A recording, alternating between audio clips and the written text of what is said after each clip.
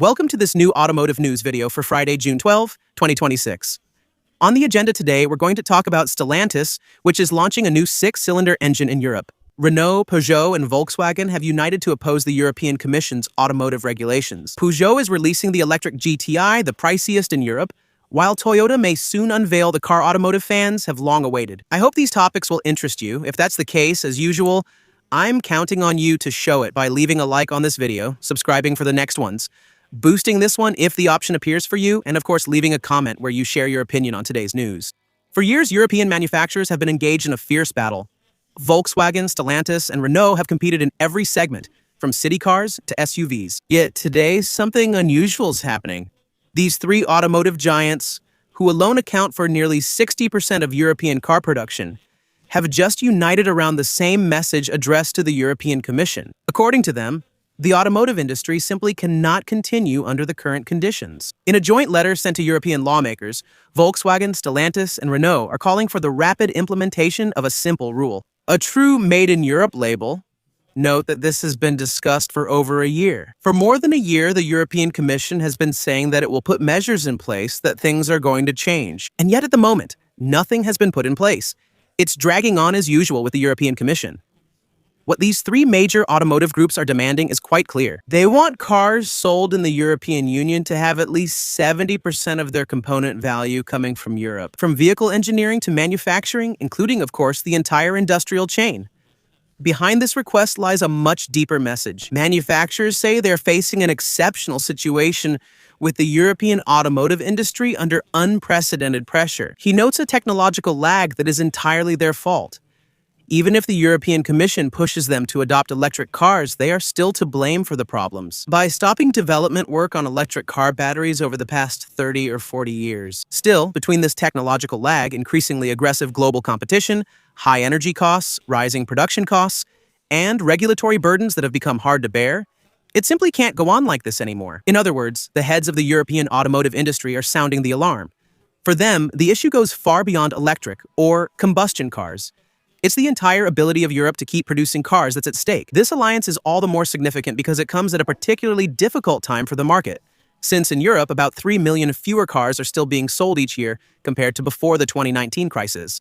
Demand remains low, and manufacturers believe that the current transition is making their position even more vulnerable. They are therefore asking for more incentives to support local production, stronger support for the battery industry, in short, subsidies, and more flexible regulations, especially regarding small electric cars, in order to make them more accessible to the middle class. That's the well-known category of European-style key cars, which the European Commission still hasn't finalized. It's the same here. We've been hearing about it for over a year. In any case, what makes this stance quite significant is that it's extremely rare for three historic competitors to suddenly decide to join forces and speak with one voice. A sign that they believe the entire industry is facing a common threat. Let's remember that this Made in Europe label is quite a catch-all since it includes countries like Turkey, Morocco, and now even Japan. We're creating a Made in Europe label that ultimately won't be very European. But despite all these difficulties, some manufacturers continue to invest in technologies that everyone thought were doomed.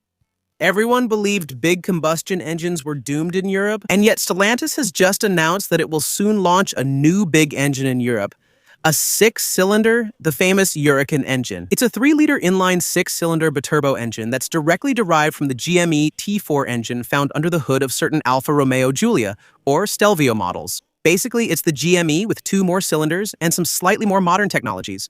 We're talking about an engine here that produces between 420 and 550 horsepower without any hybrid assist. It's an engine that was unveiled in 2022, just as Stellantis had been created after the merger between PSA and FCA.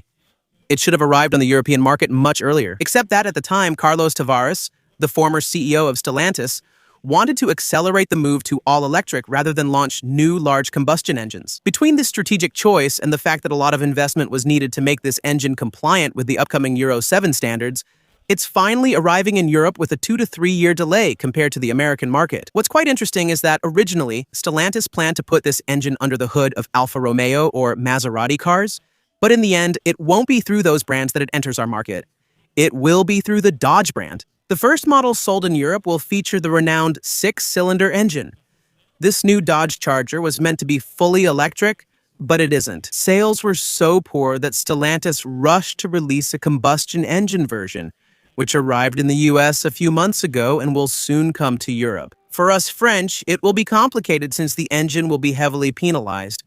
But in other European countries with lighter penalties, it might still sell. Let's especially hope that Stellantis doesn't stop there and decides to put this engine under the hoods of European brands.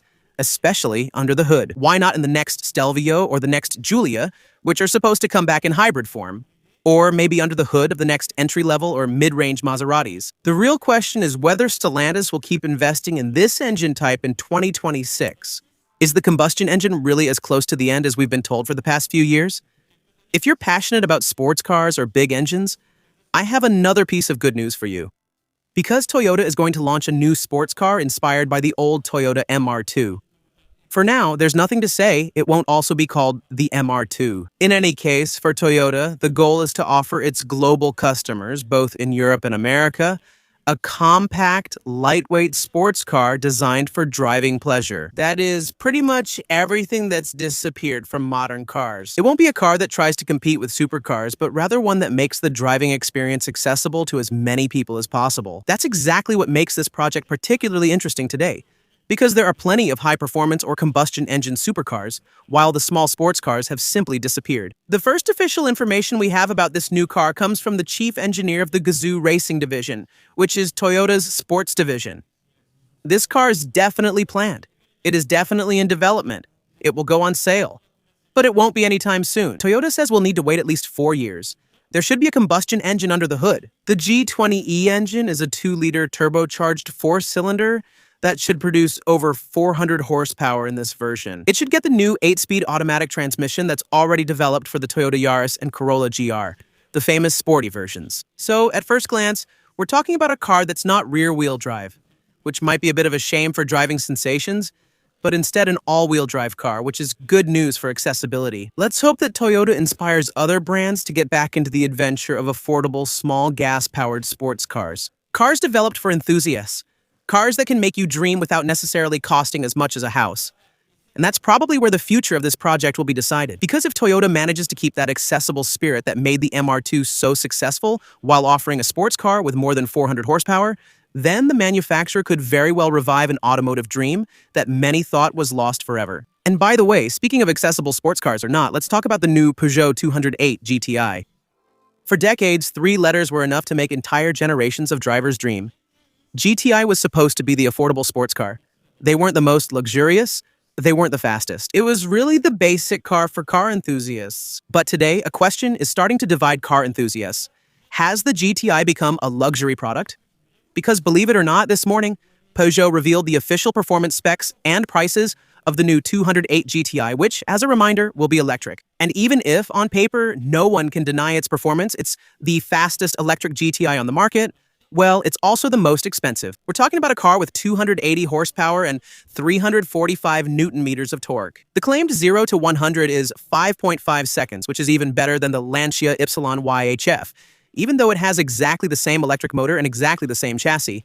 And it claims 5.6 seconds for the same test. The top speed is 180 kilometers per hour, just like most of these small electric GTIs. Beneath its bodywork is the Stellantis Motorsport electric powertrain, already used in several other sporty models from the group. It comes with a 51 kilowatt-hour battery and weighs 1,500 kilos, which is good for an electric car, but that's still 400 kilos more than the previous generation.